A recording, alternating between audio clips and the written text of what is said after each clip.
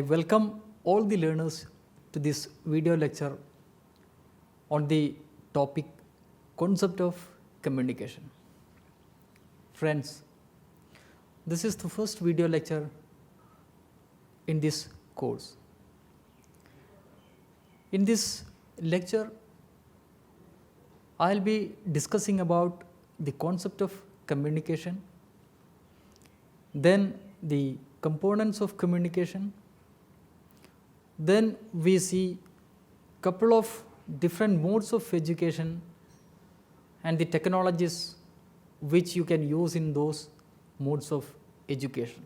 We will not be discussing in detail the technologies in those modes which I have pointed out, because you will again see some video lectures where we will in detail discuss about the various technologies. So with this introductory note, I would like to start with the concept of communication. As you are aware, communication is an integral component in the teaching learning process. Why? Because in the face-to-face teaching learning situation, face-to-face education, in the teaching learning process, both teachers, the teacher and the students engage in the teaching learning process. And it is during the teaching learning process, the teacher discusses about the content in the syllabus. So to make children understand about the various concepts, content in a subject, teacher has to definitely communicate. So across the teaching learning process, communication plays a very important role. This is not only the case with what we say the face-to-face education. This happens in the open and distance learning also, online education also, in blended learning also. So the communication helps the course instructor, the teachers, the coordinators to communicate, to make children understand the concepts which are there in the subject. So that's why communication is very much important in the teaching learning process. And you can think of a situation where when the teacher fails to communicate or fails to make children or students understand the concepts which are there in the subject, then the whole teaching learning process will not be a fruitful one. So communication that way hence plays a very important role in the teaching learning process. Now let us see a brief or one of the definitions of communication. What does this say? The definition says communication is the process of sharing or exchanging ideas, information, knowledge, attitudes, or feelings among two or more persons through certain signs and symbols leading to a desired response as intended by the communicator. Very simple, friends. I would say communication is nothing but, in brief, we can say this is the exchange of information between two individuals or a group of individuals. Now you can relate this very simple definition or this concept to the teaching learning process. Where does the two persons? As I said, in a teaching learning process, teacher is one individual, the students on the other side, it can be maybe some 40, 30, or it can be a big number also, like the open and distance learning. So the content which are there in the subject, this will be communicated, or the information which are there in the subject, this will be communicated to the student community, and for which we make use of communication. So through communication, the exchange of ideas or information or knowledge, attitudes, feelings, anything can happen. When we are correlating with the teaching learning process, we can say the subject knowledge, subject information is passed from one person to the other person, or in the classroom teaching learning situation from the teacher to the students. So this happens of course in any mode of education, like the face-to-face education, open distance learning, or the blended teaching learning situation. So I hope you had understood the definition of communication. Now we will be shifting to the different components of communication. So can you think of what all could be the components of communication? Very simple that way. See, when we are discussing about the components of communication, it starts with encoding.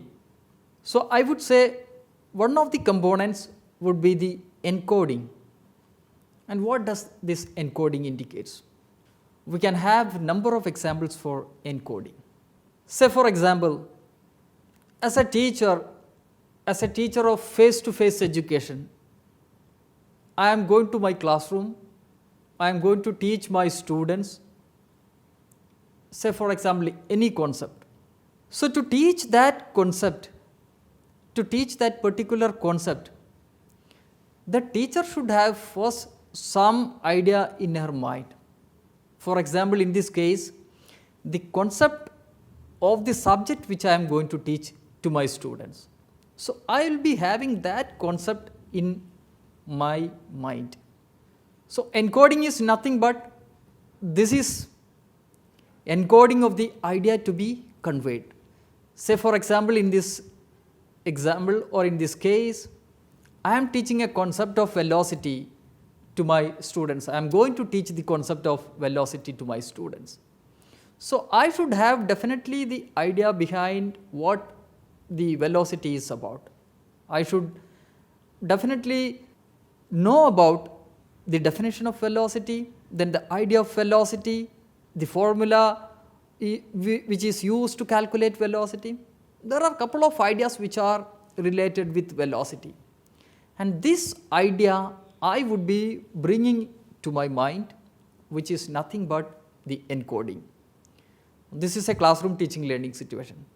Now come to a normal interaction between two individuals.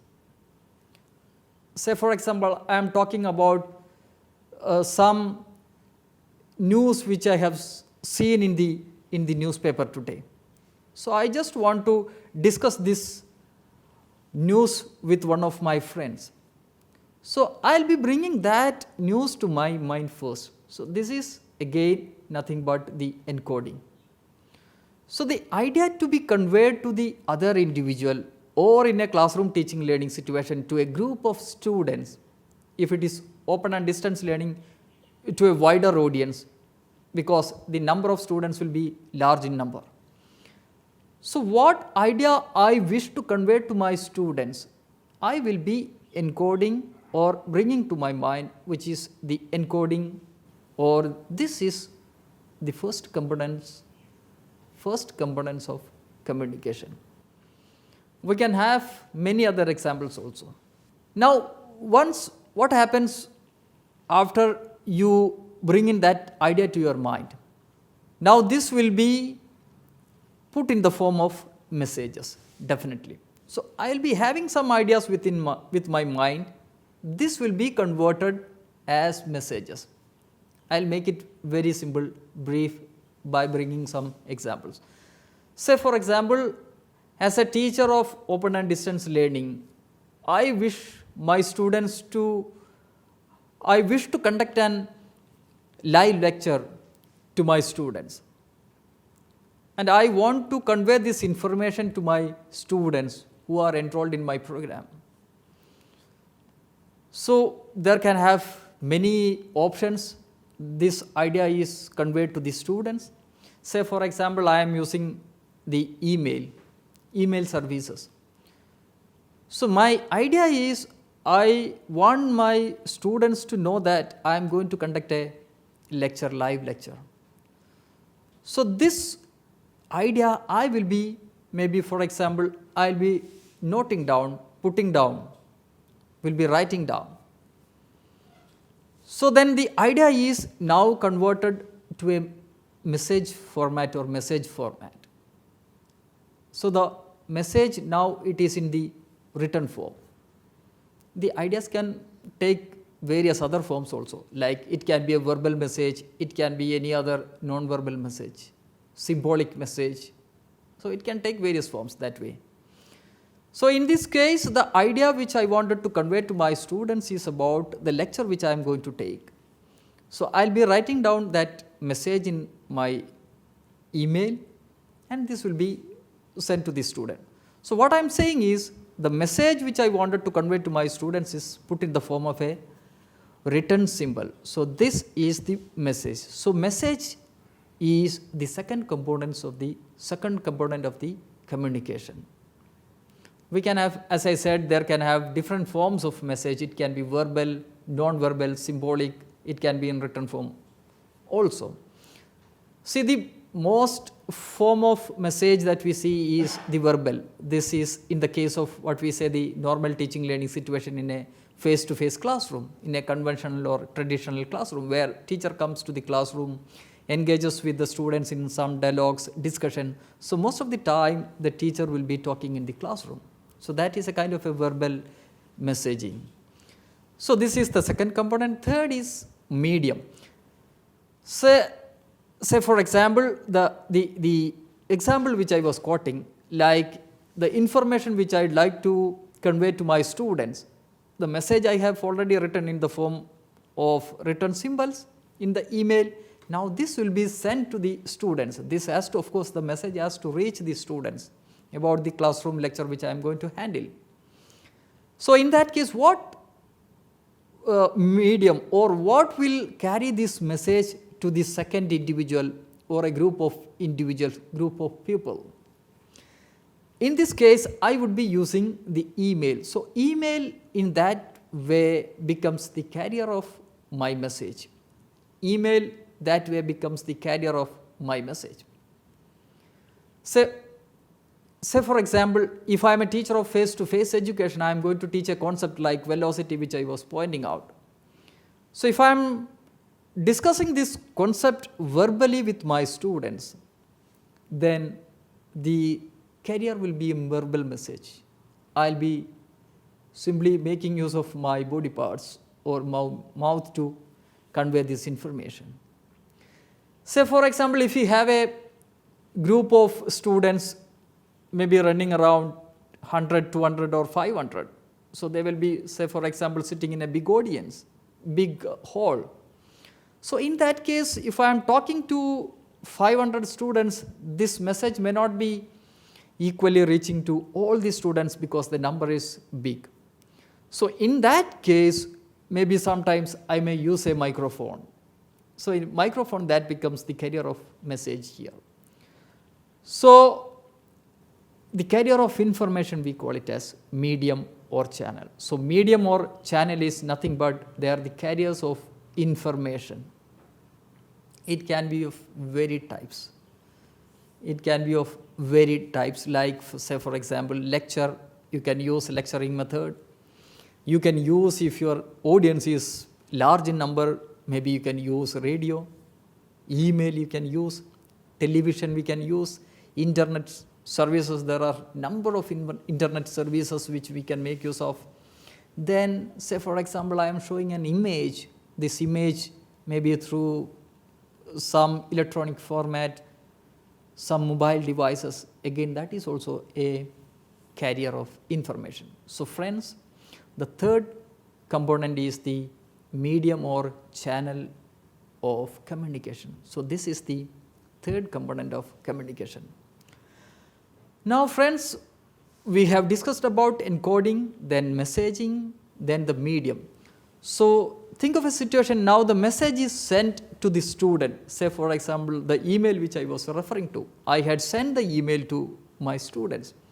Then the message has to be received by someone. So of course in this case, my students will be receiving that email message. So receiver is there. In the beginning, sender is there. Sender do all these activities, like the sender will encode the message, then it will be sent through some medium, and the receiver will receive this message. So, receiver is also a component, receiver is also a component of the communication. So, once think of a situation, once the receiver receives this information, what happens? Of course, the receiver has to understand, and how the receiver will understand this message?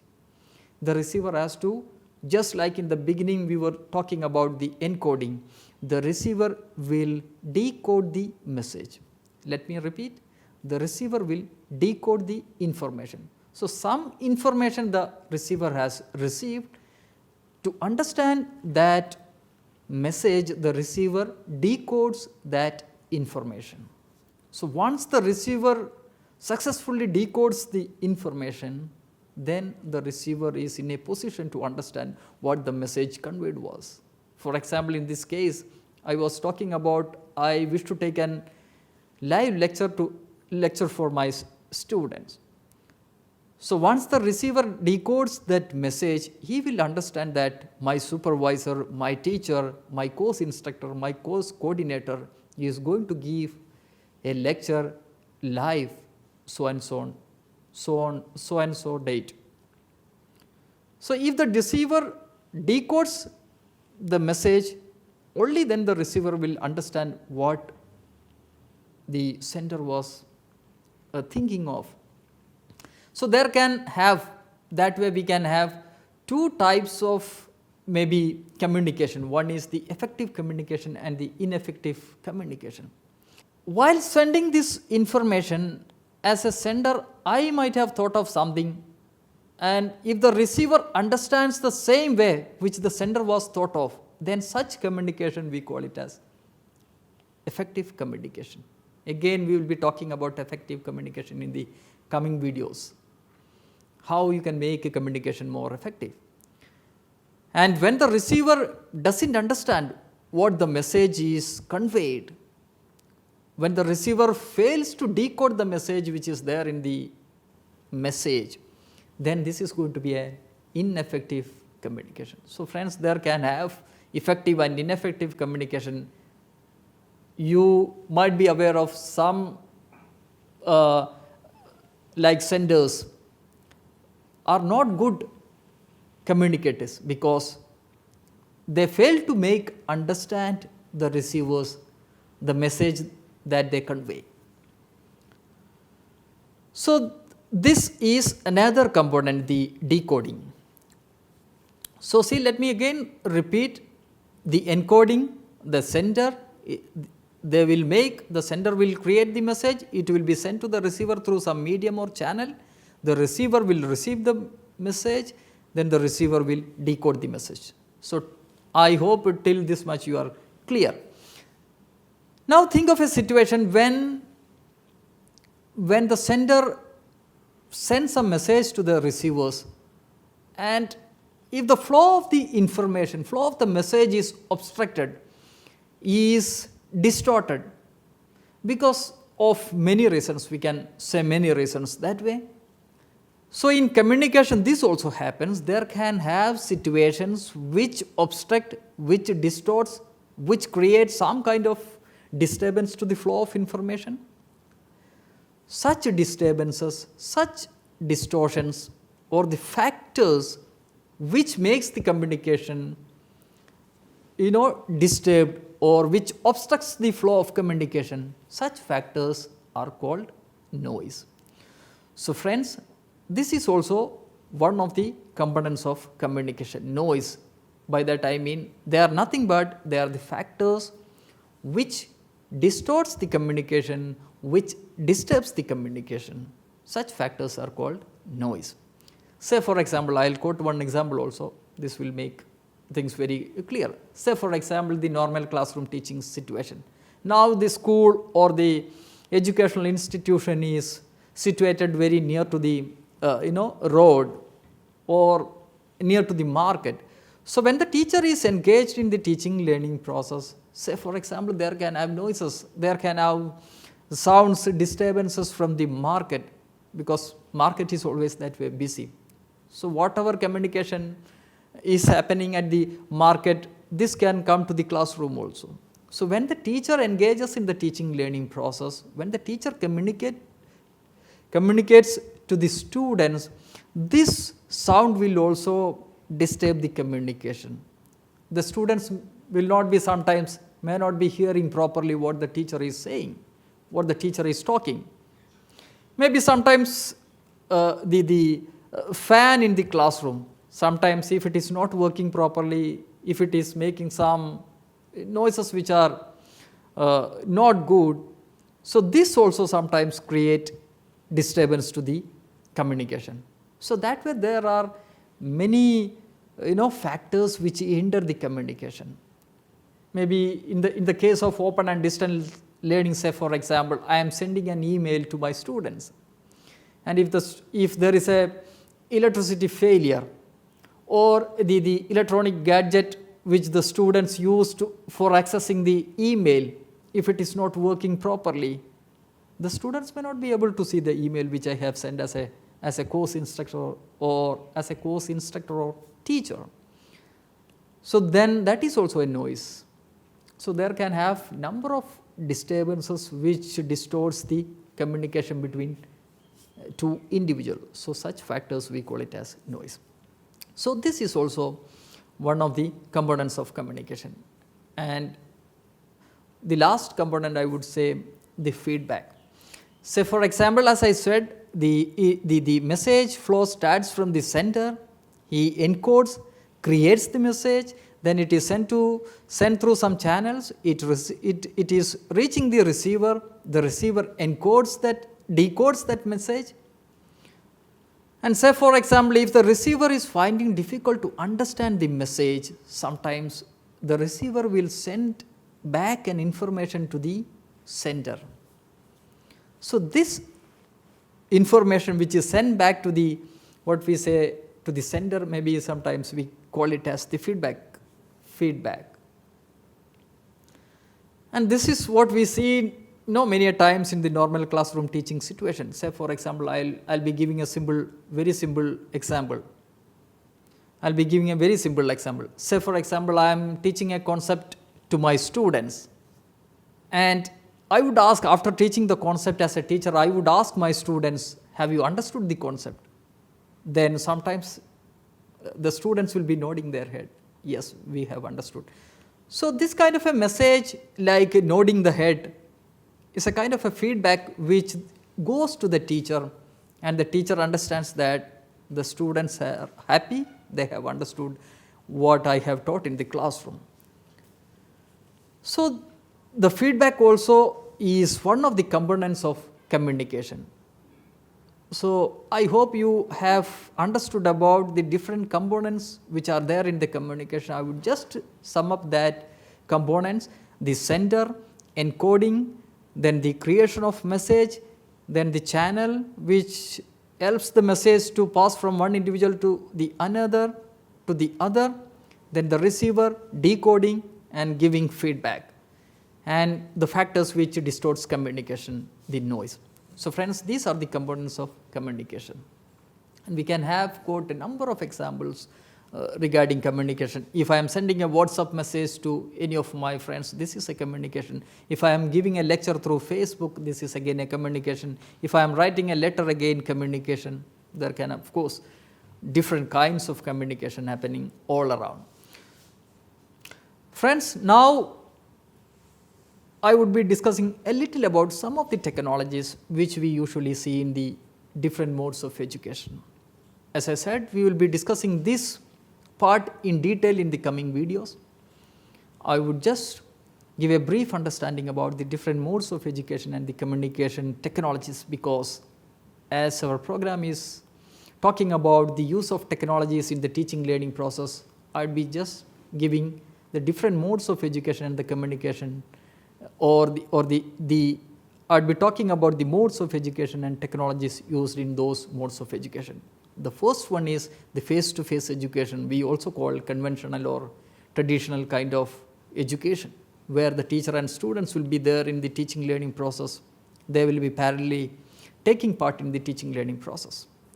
So mostly in the classrooms, verbal communication is happening. Verbal communication, teacher is teaching or making students understand through the verbal speech. Teacher will be teaching the students.